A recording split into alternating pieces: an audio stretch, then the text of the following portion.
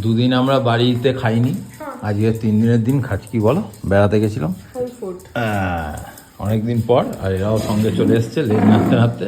চুকিং আজকে একদম সিম্পল খাওয়া, কিন্তু ডিমের কুণালের ঝোল। খুব পছন্দের। হ্যাঁ, আমার পছন্দের ডিমের ডালনা বা ডিমের কারি হলে ও কুণালেরা কিচ্ছু চাই না, তাই না?